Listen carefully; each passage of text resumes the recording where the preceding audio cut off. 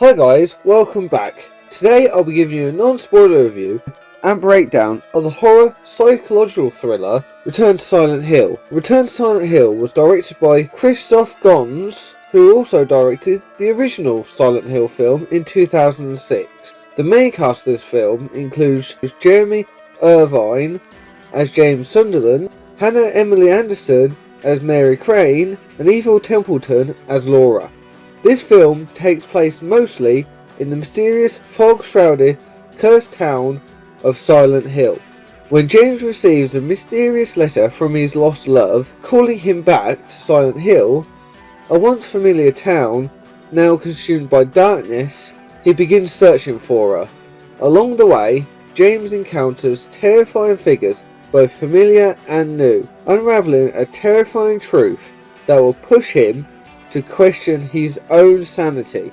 The things I enjoyed the most about this film is, we see throughout the film it has moments that feel game-like, from references to camera angles and other subtle nods. The film starts with James driving and lighting a cigarette, not paying attention to the road, nearly getting hit by a lorry and almost hitting Mary.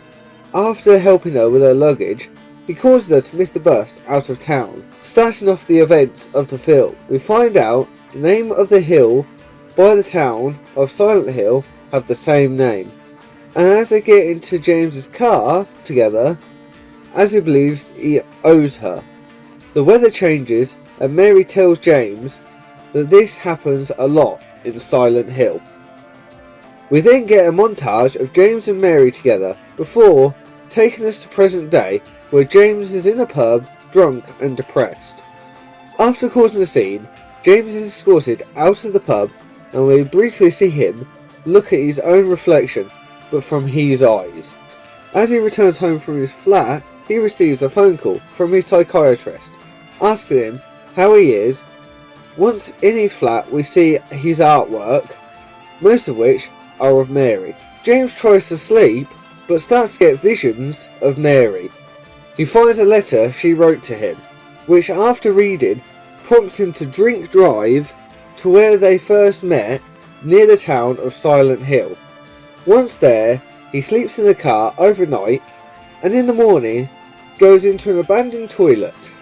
While in the toilet, James looks in a mirror, which is how the game opens. He then decides to walk to Silent Hill through a forest and a graveyard.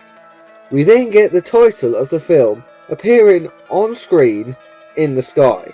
Once in the graveyard, he meets Angela, who asks him for help moving sandbags.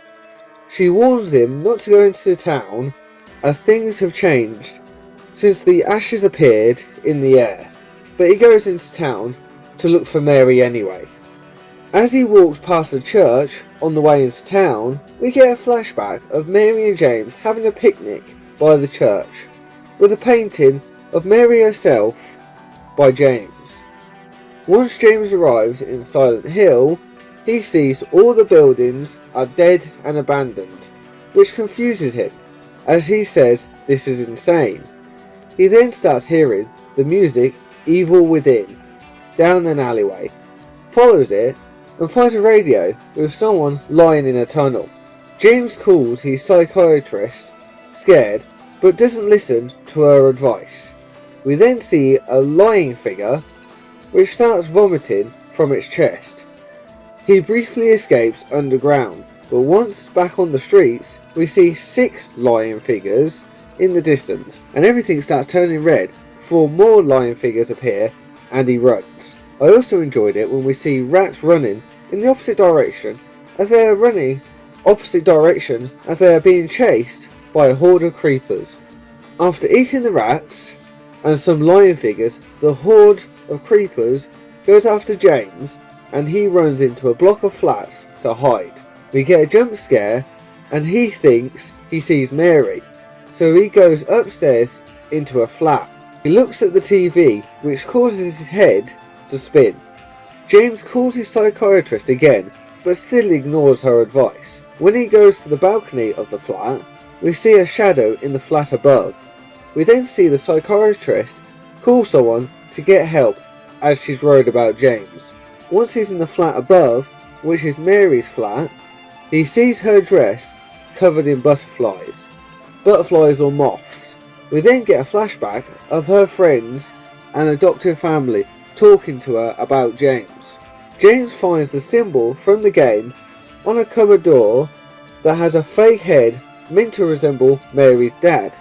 He finds out that she had recently been in hospital, but before he leaves, he finds Eddie being sick in the toilet, who tells James what happened to him and the town. They leave the flat and find Laura. We then see Pyramid Head for the first time in this film. James holds his head as Pyramid Head appears. Laura hides, Eddie runs, and we never see him again.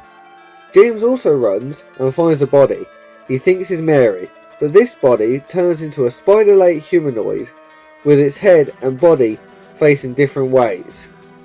As James runs and hides, we see Pyramid Head again as it fights the Spider Lady.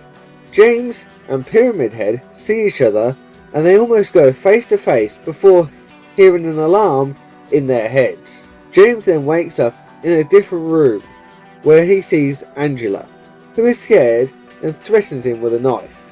He goes outside and finds Laura on a wall with a baby doll, which he says Mary gave her.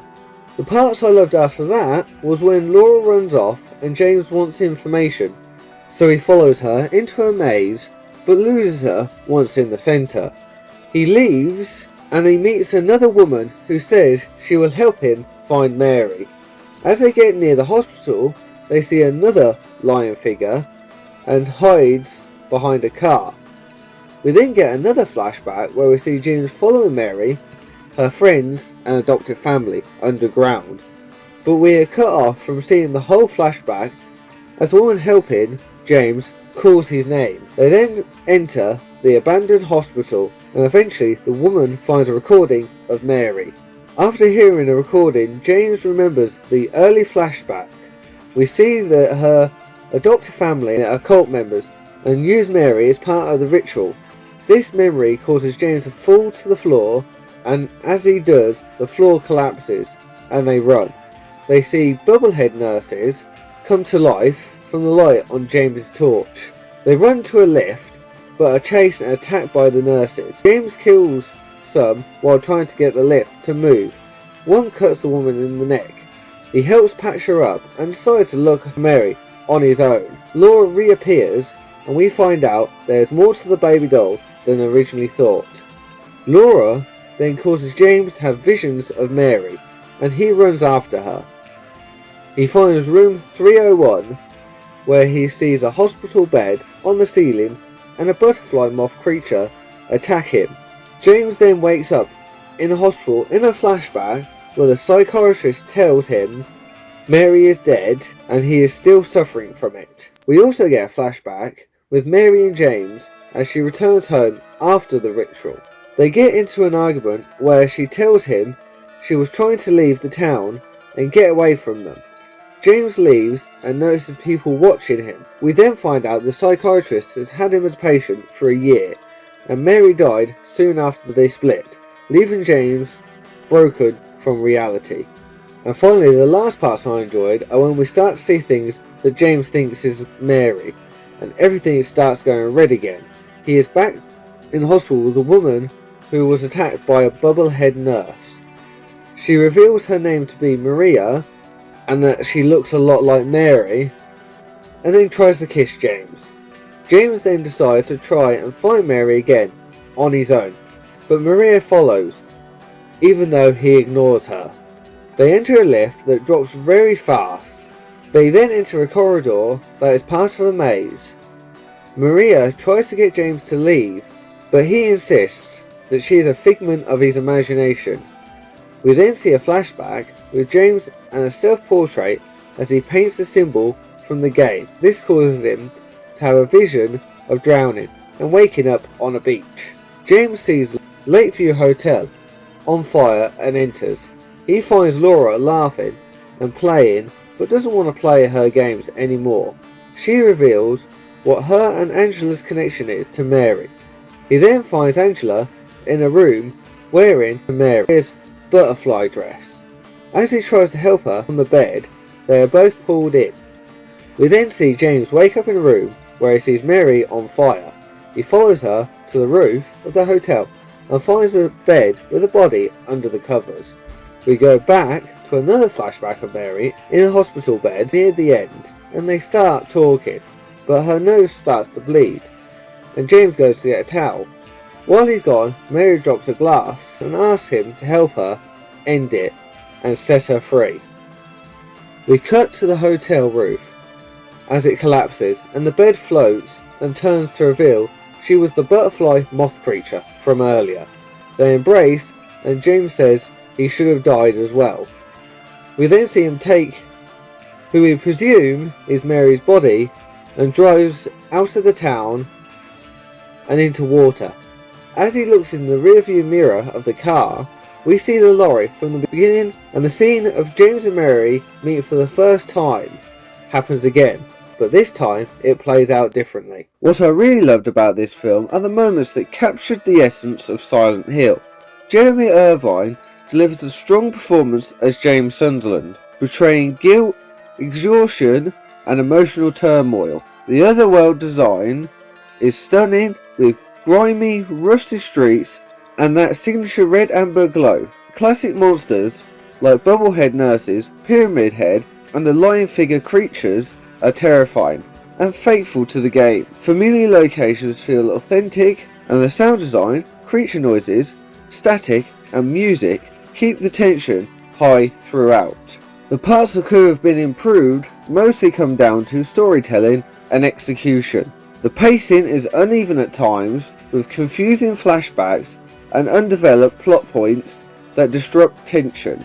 The cinematography occasionally feels too bright and glossy, which makes horror moments lose their impact. Some monsters appear without purpose, boss fights are lacking, and symbolism is handled too directly. Side characters don't get enough development. Key story elements, including James and Mary's relationship and Mary's fate, are changed or muddled by adding cult subplot, weakening character arcs altogether. These issues make the film feel uneven, frustrating for fans, and less effective as a horror experience. For those reasons, and for reasons I can't give due to spoilers, I'll be giving this film a 5 out of 10. Thank you for watching. Don't forget to like, share and subscribe so you don't miss out on any of the upcoming future content, and I'll see ya in the next video.